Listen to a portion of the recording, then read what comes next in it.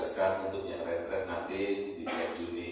Ya, bulan Mei khususnya kita akan bersama-sama menabung untuk tanggal 29 Mei. Ya, satu orang 20.000 untuk bayar untuk ganti konsumsi. Konsumsinya 30.000 Bapak Ibu. Kalau Bapak Ibu merasa saya masih bisa atau saya mau bayar 30, silakan diterima dengan baik. Gitu ya. Oke, 30.000 nanti kita akan kumpul langsung di sana saja jam 10 karena saya booking sampai jam 12. Kita dapat di lantai 3 di ruangan yang AC semuanya seperti yang waktu dulu itu, kita bisa berdoa bersama. Dan nanti buat seluruh WL nanti saya akan umumkan juga untuk seluruh WL persiapkan lagu penyembahan dan juga pokok doa. Jadi satu orang memimpin penyembahan, lalu pokok doanya apa, lalu nanti akan bergantian dan akan saya bagi 2 sesi, satu sesi berapa orang, lalu saya akan sampaikan firman Tuhan renungan sedikit, lalu disambung dengan WL-WL yang lainnya. Ya, ada beberapa WL kita nanti kita akan atur untuk hal itu. Jadi persiapkan Anda untuk benar-benar Anda menjadi penyembah Tuhan, karena hari kenaikan adalah hari di mana Yesus Kristus naik ke surga, menyediakan tempat dan mencurahkan Roh Kudus-Nya. Biarlah Roh Kudus-Nya yang sudah memenuhi kehidupan kita terus aktif di dalam kehidupan kita. Kalau Anda belum menerima baptisan Roh, berdoa supaya nanti Anda menerima pengalaman baptisan Roh Kudus. Kalau Roh Kudus sudah dicurahkan dalam kehidupan kita, Dia sebagai penterang. Ya, jadi Roh Kudus sudah ada dalam kehidupan kita, tetapi pengalaman dari baptisan Roh Kudus itu biasanya ada pengalaman sendiri. Kalau Bapak Ibu masih ingat pengalaman Anda dibaptis Roh Kudus, luar biasa. Saya ingat setelah saya dibaptis air, gak lama di gereja kami di Mojokerto itu ada doa setiap hari Rabu, itu doa lawatan. Dan di situ saya mendapatkan baptisan Roh Kudus. Pernah saya ceritakan atau pernah saya saksikan, saya ada di depan, saya didoakan, dan jatuhnya ke belakang, jatuhnya ke depan.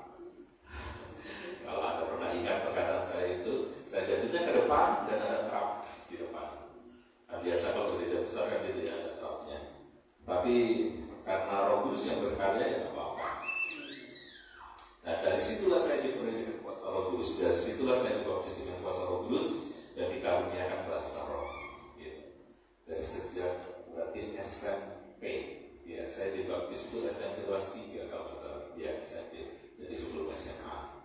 Sejak saat itulah terus hidup di dalam pimpinan kuasa Roh Kudus dan terus hidup di dalam penyembahan. Nah, baptisan Roh Kudus berbeda dengan kepenuhan Roh Kudus.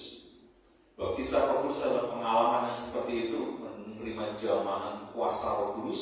Kalau hidup dalam kepenuhan Roh Kudus itu harus terus-menerus terjadi. Nah, kalau baptisan Roh Kudus hanya satu kali terjadi dalam setiap momen kehidupan kita, karena kita dibaptis Roh Kudus, Dia memenuhi kehidupan kita. Nah, setiap harinya kita harus minta hidup di dalam kepenuhan Roh Kudus.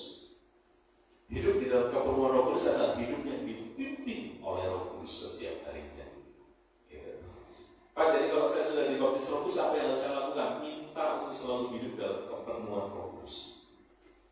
Gitu. Apakah saya perlu? Makanya kalau sudah pernah dibaptis air kan nggak perlu dibaptis air lagi, ya kan? Tetapi perlu pertobatan. Itu beda lagi pokok bahasanya.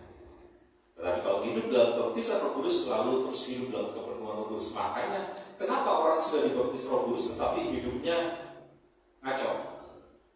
Karena dia tidak hidup dalam kepenuhan Roh Kudus. Gitu. Pada waktu seseorang meninggalkan Tuhan, pada waktu seseorang memilih untuk hidup di dalam dosa, hidup di dalam daging, maka Roh Kudus tidak akan bertambah. Maka Roh Kudus tidak akan memenuhi hidupnya. Tetapi kalau dia terus hidup di bawah pimpinan kuasa Roh Kudus dalam kepenuhan Roh Kudus, maka dia akan meninggalkan perbuatan-perbuatan dagingnya dan hidup di dalam perbuatan Roh atau pimpinan Roh, seperti Galatia katakan. Nah, itu. Oke? Nah, jadi hari kenaikan adalah hari yang ke-40. Hari pencurahan Roh Kudus hari yang ke 50. Karena hari pencurahan Roh Kudus disebut hari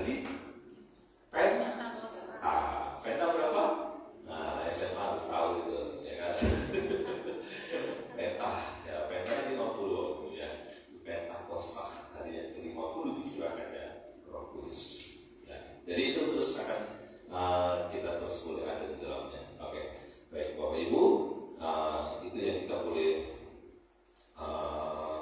ingat di momen bulan Mei ini. Tanggal 29 itu hari Kamis. Hari Kamis ya. Hari Kamis hari libur, tanggal merah. Jadi kita akan kumpul di sana di Rumah Doa Depok. Selalu mau di lantai 3. Oke, baik. Nanti kalau mau bawa tambahan boleh. Kalau menunya sudah ada itu yang saya share. Kalau nggak suka nasi liwet, bawalah nasi putih secukupnya untuk Anda atau untuk keluarga. Gitu ya. Kenapa nasi liwet? Karena sebelum saya booking sudah ada yang booking terlebih dahulu gereja lain dengan 50 orang. Jadi mereka akan pakai juga tempat yang lain atau ruangan yang lain dan mereka sudah pesan menu itu. Makanya kalau memang mau pesan menu Pak harus sama dengan itu supaya sekalian gitu. Karena memang tidak banyak kali kita kan, jadi sekalinya udah sekali aja. Oke, baik. Jaga terus Bapak Ibu hubungan dengan Tuhan, terus hidup dalam kuasa Roh Kudus, dalam penyembahan, dalam pujian dengan Tuhan dalam hadirat Tuhan. Oke, pagi hari ini saya akan berbicara mengenai kasih karunia dan integritas. Kasih karunia dan integritas suatu hal yang sangat menarik Bapak Ibu. Kenapa? Kadang-kadang orang menitik beratkan kepada kasih karunia dan integritasnya lupa. Atau pada waktu seseorang menekankan suatu integritas di dalam kehidupannya, tetapi dia tidak hidup lagi di dalam kasih karunia Allah. Nah, pada waktu kita memerlukan keseimbangan di dalam kekristenan kita, maka kita harus bergerak, kita harus berjalan di dalamnya namanya kasih karunia dan integritas Tuhan. Beberapa minggu yang lalu saya ada aktivitas untuk berkunjung dan semuanya lumayan lansia-lansia gitu ya. Satu di rumah sakit, satu ada di toko gitu ya. Nah, pada waktu saya berbicara dengan bapaknya Pak Jimmy gitu ya. Pertama memang dengan besannya Pak Chandra gitu ya, dan bapaknya Sela yang kita nggak jadi kesalpong karena beliau masuk rumah sakit. Dia selalu katakan, saya dengar dari istrinya dan juga dari Sela bahwa kalau dia bisa hidup sampai saat ini hanya karena kasih Tuhan. Dia selalu katakan seperti itu dan dia berani untuk mengatakan hal itu kepada semua orang, termasuk kepada saudaranya yang belum percaya juga. Dia katakan seperti itu. Dia paham hal itu dengan kasih karunia Tuhan. Saya belum berbicara banyak karena memang pada waktu itu tidak bisa berkomunikasi. Dan pada satu saat yang lain saya bertemu dengan bapaknya Pak Jimmy dan saya berbicara banyak. Meskipun memang itu terus dibicarakan oleh beliau. Memang mungkin itu sebagai suatu tanda kelupaan atau tanda ingatan yang agak terganggu gitu ya. Tapi buat saya sendiri bahwa sebagai satu warning dan sebagai satu ingatan buat kita juga. Karena beliau selalu kan katakan, kalau Anda selalu bertemu pasti kan Anda katakan bahwa saya tidak pernah sakit dan saya selalu hidup. Ditanya orang kenapa selalu sehat, nggak pernah sakit karena saya hidup jujur gitu ya. Itu integritas ya kan. Nah, pada waktu sebuah kasih karunia yang ada di dalam kehidupan kita, maka kita akan masuk dalam sebuah kehidupan yang penuh dengan integritas yang harus kita jalani dalam hidup. Nah, jadi Bapak Ibu yang dikasih Tuhan, coba kita baca terlebih dahulu dari Lukas 18. Lukas pasal yang ke-18. Lukas pasal 18 ayat yang ke-9. Perumpamaan tentang orang Farisi dengan pemungut cukai.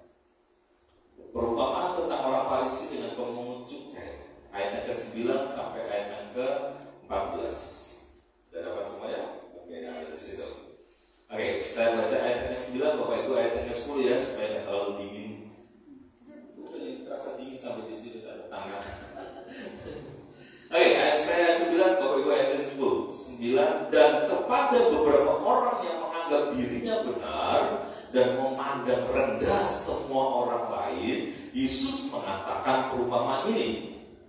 Ada 2 orang pergi ke bait Allah untuk berdoa. Yang seorang adalah Farisi dan yang lain pemungut cukai. Orang Farisi itu berdiri dan berdoa dalam hatinya begini. Ya Allah, aku mengucap syukur kepadamu karena aku tidak sama. Nah, di depannya bagus ya Bapak Ibu ya.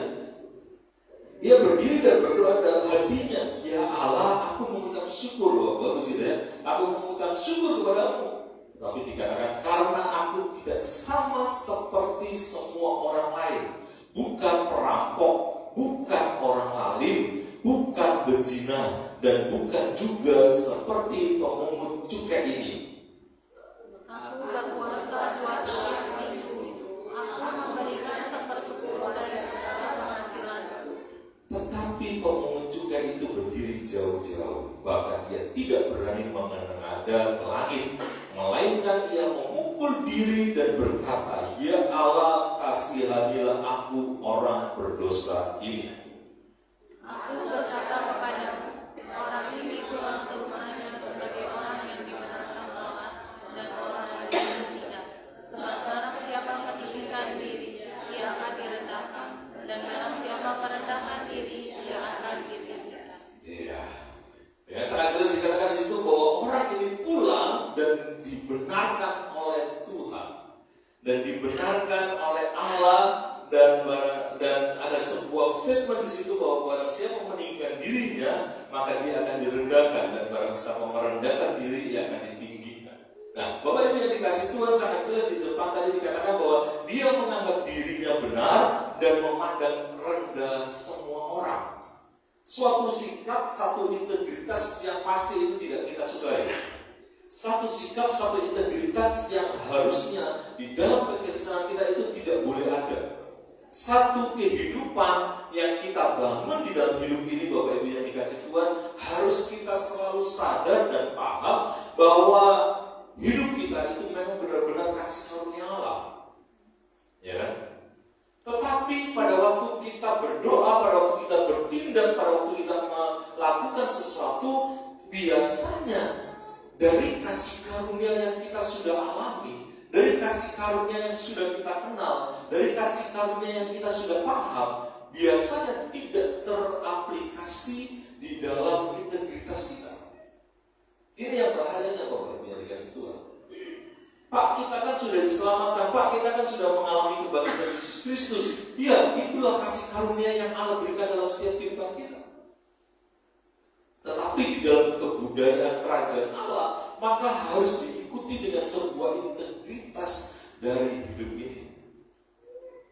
Kalau kita melihat 2 perumpamaan ini antara orang lalim dengan orang Farisi, maka kita bisa pasti katakan siapa yang tidak perlu kasih karunia Allah. Meskipun dia katakan bahwa saya bersyukur kepada Tuhan, seakan-akan bahwa dia sudah melakukan kehendak Tuhan, seakan-akan bahwa dia sudah benar, bahwa seakan-akan bahwa dia sudah melakukan apa yang Tuhan perintahkan. Tetapi karena terrefleksi, teraplikasi, tercermin dari kehidupannya yang merendahkan orang lain, ini yang akhirnya menjadi sebuah penilaian dari Tuhan bahwa sebenarnya kau tidak perlu kasih karunia Tuhan. Nah, saya akan kasih masukan nanti kalau ketemu dengan papanya Mbak Jino, bahwa saya akan nggak tahu nanti beliau bisa ingat apa enggak. Nanti saya akan tambahkan, Pak, kalau memang Bapak nggak pernah sakit dan selalu jujur, katakan bahwa itu semua oleh karena kasih karunia Tuhan. Iya kan?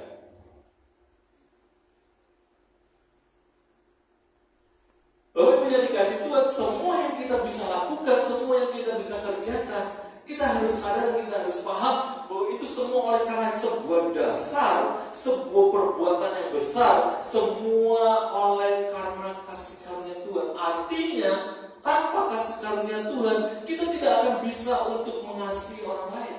Tanpa kasih karunia Tuhan, kita tidak akan bisa, tadi dikatakan, kita berdoa kepada Allah, kita setia beribadah, kita setia memberikan persepuluhan, kita setia dengan semua yang kita kerjakan di dalam kekristenan kita. Yang menjadi dasar bukan kekuatan kita, yang menjadi dasar bukan karena kegagalan kita, yang menjadi dasar semuanya itu adalah oleh karena kasih karunia Allah. Saya ingin mengajak Anda sedikit berpikir, sedikit merenungkan, sedikit untuk mengolahnya. Lalu apa bedanya? Orang yang bisa melakukan A, B, C, dan D seperti dia tidak perlu kasih karunia Allah, dan orang yang melakukan A, B, C, dan D dan dia didasarkan kepada kasih karunia Allah. Kira-kira gimana Bapak Ibu? Nah, beda susah kan?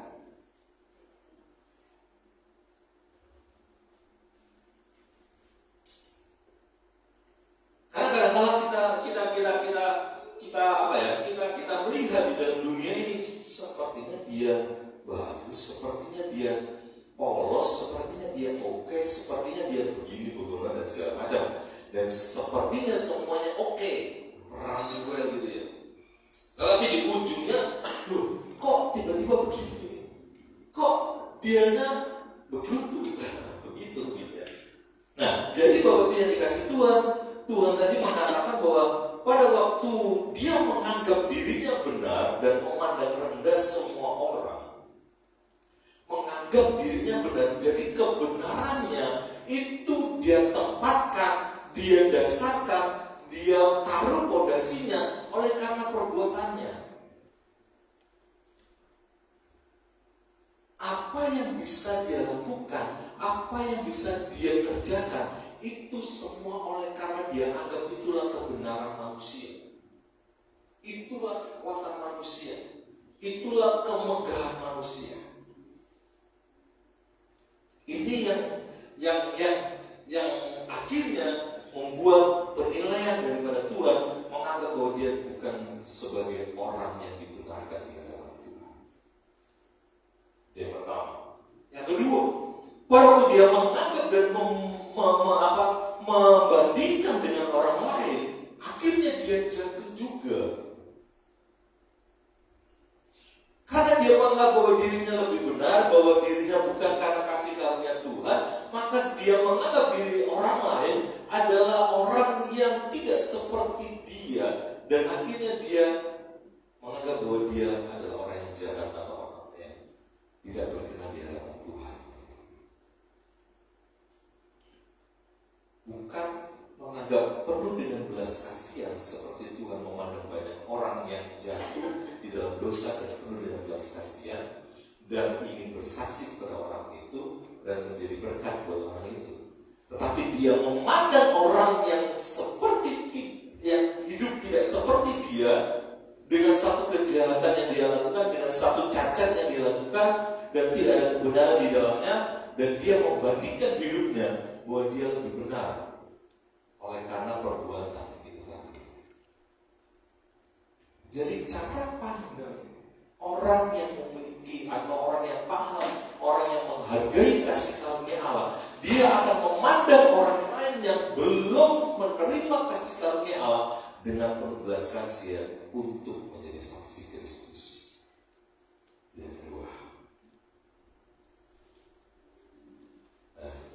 jadi cara pandang kita menentukan apakah kita menghargai kasih karunia Allah, apakah kita menghormati kasih karunia Allah, apakah kita adalah orang yang selalu bersandar kepada kekuatan Allah atau tidak. Nah, itu kan yang terjadi di dalam setiap kehidupan kita, ya. Memang image kita, memang cara pandang kita, cara pola pikir kita biasanya harus dirubah. Karena memang dalam Roma 12 kan hiduplah dalam pembaharuan budimu, tidak seperti orang dunia. Dan mari ini yang kita kerjakan Bapak Ibu. Sebagai orang yang menghormati, menghargai kasih karunia Allah di dalam hidup kita, biarlah itu selalu ada dalam hidup ini, bahwa pada waktu kita memandang orang lain, pada waktu kita memandang orang yang ada di sekitar kita yang belum menerima kasih karunia Allah, kita pandang dia bahwa dengan penuh belas kasihan untuk kita boleh beritakan Injil keselamatan. Nah, akhirnya kita kan perlu punya yang namanya bahwa kita berdoa itu kan 5 jari. Kemarin di Rusun kita sudah praktek apa Bapak Ibu? Berharga. Katakan bahwa orang itu adalah orang yang berharga. Katakan orang itu adalah orang yang berharga di hadapan Tuhan dengan penuh belas kasihan berharga. Karena jempol kan biasanya kita katakan, wah kamu luar biasa, kamu jempol ini. Kan nggak mungkin ya, ini kan berarti mengecilkan ya. Kalau jempol kemudian bawa orang lain, wah itu sesuatu hal yang berharga. Lalu terunjuk. Apa terunjuk? Biasanya yang nunjuk itu, lu begini, lu begitu. Sekarang pakai di dalam nama Tuhan Yesus Kristus, kekerasan hati aku patahkan, kebebalan aku hancurkan, ya kan? Malas aku dirubah sih Bapak Ibu, malas. Memang perlu berdoa juga gitu ya, memang perlu didoakan juga. Ayo didoakan gitu kan. Kamu orang yang malas, orang yang nggak suka berdoa, nggak suka menyembah Tuhan, ya patahkan. Kita patahkan dengan bukan menunjuk orangnya, tetapi sifat-sifatnya, kejahatan iblisnya dan segala macam itu kedagingannya. Lalu jadi tengah itu Roh Kudus. Kita minta kuasa Roh Kudus, karena kita sudah patahkan, maka kita minta kuasa Roh Kudus untuk bekerja dalam hidupnya. Roh Kudus yang menginsafkan dia akan dosanya, Roh Kudus yang menjamah hatinya sehingga dia bertobat. Setelah dia bertobat, maka kita berikan kasih Allah. Biasa cincin kan ada di sini kan. Nah, kasih Allah. Nah, serahkan kepada kasih Tuhan, biar kasih Tuhan meliputi dia, biar kasih Tuhan akan menjamah dia, dan dia perlu jamahan kasih Tuhan dengan skenario Tuhan. Maka akhirnya dia cari Tuhan, dia pergi ke Anda, dia pergi ke gereja, dia cari Tuhan. Terakhir yang gampang, yang kecil, kayak aku Tuhan, izinkan aku untuk yang jadi berkat buat dia. Gitu kan? Ya Tuhan, jangan aku lagi Tuhan, izinkan aku, ya, untuk jadi berkat buat dia.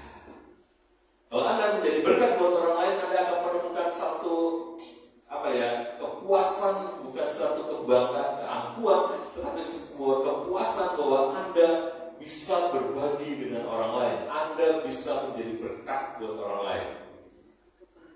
Jangan hanya pendeta aja Bapak Ibu, ya kan? Jangan hanya bantuan saja. Sering yang saya katakan Bapak Ibu, apa yang saya kerjakan dan lakukan semuanya, maaf Bapak Ibu, bukan membuat Anda supaya berhutang kepada saya, bukan supaya ada apa gitu yang gak enak lah dan segala macam, enggak Bapak Ibu. Apa yang bisa saya lakukan dalam pelayanan itu karena memang Tuhan gitu ya, yang bisa saya kerjakan. Tanpa semua yang ada, ya harus dijaga, memang harus dijaga nantinya. Nah, demikian juga dalam setiap pribadi kita. Walaupun Anda bisa berbagi dengan orang lain, walaupun Anda bisa menyatakan belas kasihan kepada orang lain, walaupun Anda bisa melihat orang lain bahwa dia perlu kasih karunia Tuhan, dan Tuhan izinkan Anda untuk menjadi berkat buat dia, akan ada suatu rasa sukacita di hadapan Tuhan. Meskipun mungkin perlu pengorbanan demi pengorbanan kecil lah, pengorbanan itu. Karena siapa tahu Deli gak selalu menunjukkan darah kok. Saya percaya bahwa setiap Anda punya pengorbanan buat gereja Tuhan, teman-teman, saya tahu. Apalagi buat Tuhan, saya tahu ya. Dan mari terus kerjakan itu. Amin. Apalagi juga buat orang-orang yang sedang tidak di dalam kasih karunia Tuhan. Kita akan berbicara mengenai itu kan. Jadi supaya apa? Supaya kita tidak menganggap rendah, supaya kita tetap menghargai kasih karunia Allah yang ada dalam kehidupan kita. Supaya kita tidak jatuh menjadi orang yang meremehkan kasih karunia Tuhan seperti orang Farisi itu. Kalau kita sudah menjadi orang, atau kalau ada orang yang sudah meremehkan kasih karunia Tuhan, maka penilaian tadi dibawakan dikatakan bahwa dia bukan orang yang benar, bahwa dia adalah bukan orang yang berkenan di hadapan Tuhan. Kan bahaya kok.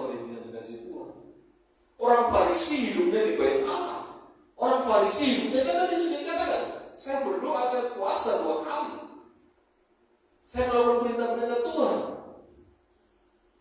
Tetapi rupanya dia tidak menganggap bahwa kasih karunia Allah itu besar di dalam hidupnya sehingga dia bisa lakukan semuanya itu. Nah, Bapak Ibu yang dikasih Tuhan, pada waktu kita bandingkan dengan pemungut cukai itu, dan dia mengatakan bahwa dia berdiri jauh-jauh, bahkan ia tidak berani menengadah ke langit, melainkan ia memukul diri dan berkata, ya Allah, kasihanilah aku orang berdosa ini. Dia tidak perlu kerendahan hati, dia datang kepada Tuhan, dan dia menyadari bahwa dia perlu dikasih karunia Tuhan. Dan saya tidak perlu lagi kan mengungkapkan apa sih kasih karunia itu. Pada waktu seseorang menyadari bahwa dia perlu kasih karunia Tuhan, dia datang dengan kerendahan hati di hadapan Tuhan, dan dia nyatakan bahwa hidupnya hanya karena kasih karunia Tuhan. Dan apa yang bisa dia lakukan adalah kebenarannya. Nah, ini bedanya. Kalau tadi kan kebenarannya dengan kekuatannya dia sendiri. Kalau orang yang menghargai dan menghormati atau menerima kasih karunia Tuhan, maka kebenarannya bukan karena kekuatannya sendiri, bukan karena apa yang dia kerjakan, tetapi kebenarannya berdasarkan apa yang Tuhan kerjakan di dalam hidupnya.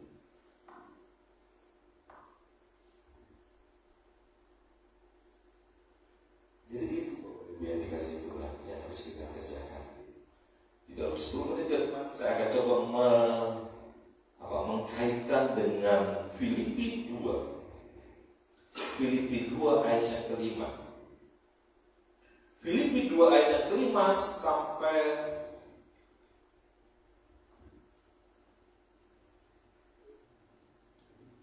tidak baca sampai ayat yang ke-8 saja. Ayat 9. Filipi pasal yang kedua ayat yang kelima. Ada simak di sini ya Bapak Ibu ya. Saya akan bacakan di dalam terjemahan yang lain. Saya akan bacakan di dalam terjemahan firman Allah yang hidup. Tetapi Anda simak di sini ya. Ayat yang kelima. Hendaklah saudara bersikap seperti Yesus Kristus. Ayat yang keenam. Yang tidak menuntut dan tidak tetap berpegang kepada hak-haknya sebagai Allah, meskipun sebenarnya dia Allah. Ayat yang 7. Ia mengesampingkan kuasa serta kemuliaannya dan mengambil sikap seorang hamba dan menjadi sama seperti manusia. Ayat yang 8. Ia lebih merendahkan dirinya lagi, bahkan sampai mati di atas kayu salib seperti seorang penjahat. Ayat 9. Tetapi karena inilah Allah meninggikan dia sampai ke sorga dan memberikan kepadanya nama di atas segala nama. Ayat 10 juga akan berkata juga sama. Nah, perhatikan Bapak Ibu yang dikasih Tuhan di situ di dalam ayat yang kelima. Kalau di situ memang dikatakan berpadanan hidup bersama. Dan jadi Bapak Ibu yang dikasih Tuhan, orang yang menghargai, menghormati kasih karunia Allah dan hidup di dalam sebuah integritas, bahwa dia memahami, dia memikirkan, dia melakukan apa yang harus dia kerjakan seperti Yesus. Kan karena kebenarannya berdasarkan kepada pribadi Yesus. Jadi apa dia yang memahami sebagai sebuah integritas di dalam hidupnya, maka apapun yang dia kerjakan, dia akan berusaha untuk melakukan semuanya seperti yang Yesus lakukan. Standarnya, nilainya adalah seperti yang Yesus lakukan. Itu yang harus dikerjakan di dalam setiap kehidupan kita sebagai orang-orang yang menghormati kasih karunia Allah. Pada waktu Anda bergereja, pada waktu Anda berkomunitas, pada waktu Anda melakukan di dalam kehidupan Anda bekerja dan semua memiliki sebuah pemahaman, maka Anda memiliki sebuah pemikiran, maka Anda memiliki sebuah perasaan bahwa Anda melevelkan, menyetarakan semua perkataan, semua tindakan yang Anda kerjakan seperti yang Yesus lakukan. Karena kebenarannya berdasarkan kepada Tuhan, bukan karena kekuatannya, bukan karena kegagahannya, tapi berdasarkan kepada Tuhan. Dan ini memang perlu perjuangan, karena Tuhan sendiri melakukannya dengan luar biasa. Dia mengatakan, tadi dikatakan dalam firman Allah yang hidup, Ia tidak menuntut dan tidak berpegang kepada hak-haknya sebagai Allah. Kadang-kala kita kan masih berpegang kepada hal itu, Bapak Ibu, ya kan? Ini hak saya, ini sesuatu yang saya ada, yang saya harus dapatkan, gitu kan? Tetapi pada waktu kita menghargai, mengasihi, memahami akan kasih karunia Allah dan hidup di dalam integritas yang paham dengan kasih karunia Allah, maka kita kadang-kala tidak menuntut hal itu dan tidak berpegang pada hal itu. Meskipun sebenarnya dia Allah. Ini dalam, Bapak Ibu, perkataan di dalam firman Allah yang itu ini. Sesuatu yang kita punya hak, tetapi kita berani lepaskan.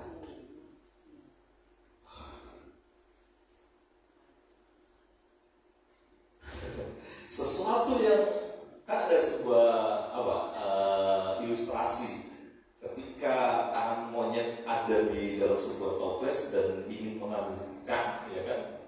Dia sudah rebut kacanya itu, dia pegang erat-erat dan dia mau keluarkan tangannya dari botol kaca itu, ya nggak bisa karena dia pegang terus, dia nggak bisa keluar dari botol itu.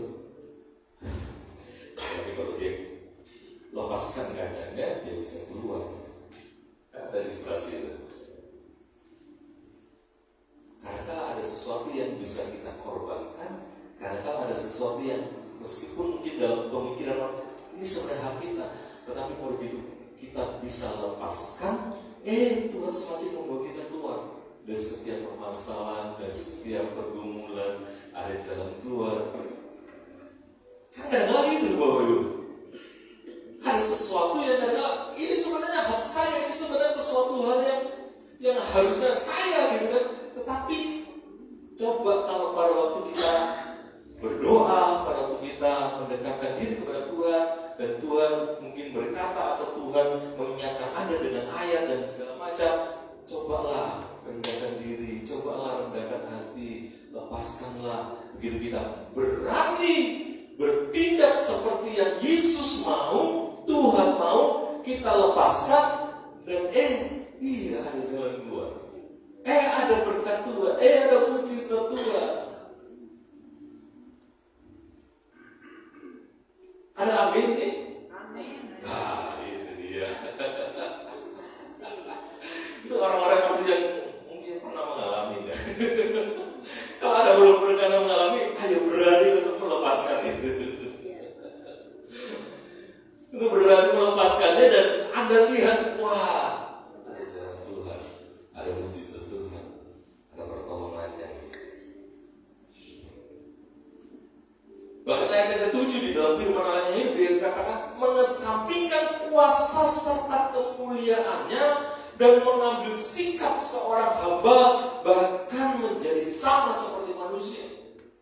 Itu perbandingannya langit dan bumi, Allah dengan manusia. Kuasa dan kemuliaannya itu besar. Allah. Enak juga ya dikancing, Bapak Ibu. Artinya sudah sedikit LP-nya turun, Bapak Ibu. Jadi begini, enak juga ya ternyata. Gak ada ya, seperti susah. Berhasil juga berarti 1 tahun ini. Kalau jadi hanya beberapa bulan, beberapa minggu, saya harus 1 tahun ya. Dari 112 LP-nya bagus, 112, 115, sekarang 100. Nah, ya lumayan lah. Jadi jaketnya bacanya bisa dikancing dengan tidak kasihan. Oke, kembali ke situ. Jadi Bapak Ibu, ada sesuatu yang kadang-kadang kita harus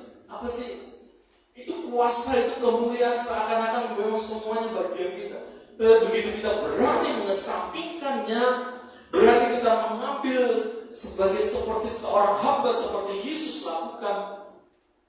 Ingat ayat 9 dan 10. Dia ditinggikan setinggi-tingginya. Dia dikaruniakan nama di atas segala nama. Semua lutut bertelur. Ya. 9-10 ini gampang sih untuk kita terima.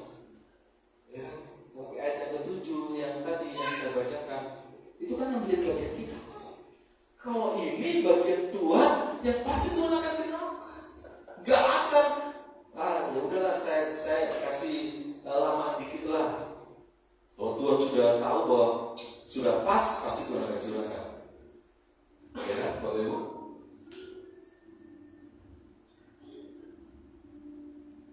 Ayat 8 dikatakan ia lebih merendahkan dirinya lagi. Sudah tadi dikatakan sikap sebagai hamba menjadi seperti manusia, bahkan ia merendahkan diri lagi. Udah benar-benar habis gitu ya. Mungkin sampai kalau kita katakan minus di bawahnya, gitu kan? Sampai dia dibakar dikatakan di atas kayu salib seperti seorang penjahat. Bapak Ibu yang dikasih Tuhan, integritas kita dengan yang memahami kasih karunia Allah kadang-kadang bertolak belakang begini. Harusnya pribadi saya adalah pribadi ini berbicara bukan di dalam kasih karunia. Ini berbicara mana? Harusnya pribadi saya adalah pribadi yang top, yang number one dan semuanya. Dan begitu kita paham akan kasih karunia Tuhan, ternyata saya harus lakukan seperti apa yang Yesus lakukan. Saya harus benar-benar mengikuti apa yang Tuhan mau. Saya seakan-akan sepertinya di bawah, saya seakan-akan sepertinya kalah, saya seakan-akan sepertinya tidak ada apa-apanya. Tetapi begitu saya hidup dengan integritas ini, maka saya akan dinaikkan setinggi-tingginya.